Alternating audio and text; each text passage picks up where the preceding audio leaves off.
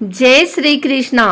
आइए सुनते हैं इंदिरा एकादशी व्रत कथा। प्राचीन काल में सतयुग के समय महिष्मती नाम की एक नगरी में इंद्रसेन नाम का एक प्रतापी राजा धर्मपूर्वक अपनी प्रजा का पालन करते हुए शासन करता था। वह राजा पुत्र पौत्र और धन आदि से संपन्न और विष्णु का परम भक्त था।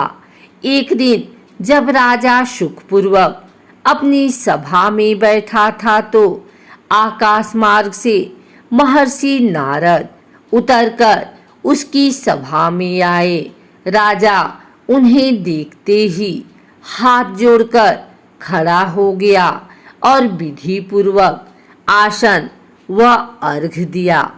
सुख से बैठकर मुनि ने राजा से पूछा कि हे राजन, आपके सातों अंग कुशल पूर्वक तो हैं, तुम्हारी बुद्धि धर्म में और तुम्हारा मन विष्णु भक्ति में तो रहता है।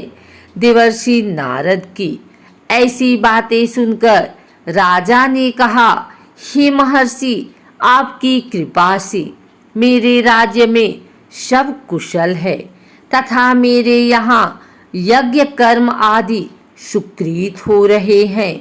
आप कृपा करके अपने आगमन का कारण कहिए। तब ऋषि कहने लगे कि हे राजन, आप आश्चर्य देने वाले मेरे वचनों को सुनो। मैं एक समय ब्रह्मलोक से यमलोक को गया। वहां श्रद्धा पूर्वक यमराज से पूजित होकर मैंने धर्मशील और सत्यवान धर्मराज की प्रशंसा की। उसी यमराज की सभा में महान ज्ञानी और धर्मात्मा तुम्हारे पिता को एकादशी का व्रत भंग होने के कारण देखा। उन्होंने संदेशा दिया, सो मैं तुम्हें कहता हूँ। उन्होंने कहा कि पूर्व जन्म में कोई विघ्न हो जाने के कारण मैं यमराज के निकट रह रहा हूँ। सो हे पुत्र, यदि तुम अश्विन कृष्ण इंदिरा एकादशी का व्रत मेरे निमित्त करो तो मुझे स्वर्ग की प्राप्ति हो सकती है। इतना सुनकर राजा कहने लगा कि हे महर्षि, आप इस व्रत की विधि मुझसे कहिए। नारद जी कहने लगे, अश्विन माह की कृष्ण पक्ष की दशमी के दिन प्रातःकाल श्रद्धा पूर्वक स्नान आदि से निवृत्त होकर पुनः दोपहर को नदी आदि में जाकर स्नान करें। फिर श्रद्धा पूर्वक पितरों का श्राद्ध करें और एक बार भोजन करें।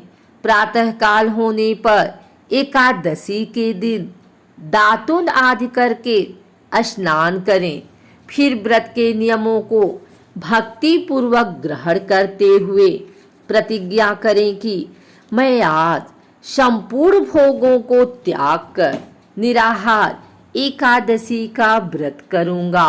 हे अच्युत, हे पुंडरीकाक्ष, मैं आपकी शरण हूँ, आप मेरी रक्षा कीजिए। इस प्रकार नियम पूर्वक शालिग्राम की मूर्ति के आगे विधि पूर्वक श्राद्ध करके योग्य ब्राह्मणों को फलाहार का भोजन कराएं और दक्षिणा दें। पितरों के श्राद्ध से जो बच जाए उसको सूंघकर गौ को दें तथा धूप, दीप, गंध, पुष्प, नैवेद्य आदि सब सामग्री से ऋषिकेश भगवान का पूजन करें। रात में भगवान के निकट जागरण करें। इसके पश्चात द्वादशी के दिन प्रातः काल होने पर भगवान का पूजन करके ब्राह्मणों को भोजन कराएं। भाई बंधुओं, स्त्री और पुत्र सहित आप भी मौन होकर भोजन करें। नारद जी कहने लगे कि हे राजन, इस विधि से यदि तुम आलस्य रहित होकर इस एकादशी का व्रत करोगे तो तुम्हारे पिता अवश्य ही स्वर्गलोक को जाएंगे। इतना कहकर नारद जी अंतर ध्यान हो गए। नारद जी के कथनानुसार राजा अपने बांधवों तथा दासों सहित व्रत करने से आकाश से पुष्प वर्षा हुई और राजा का पिता गरुड़ चढ़कर विष्णु लोक को चला गया।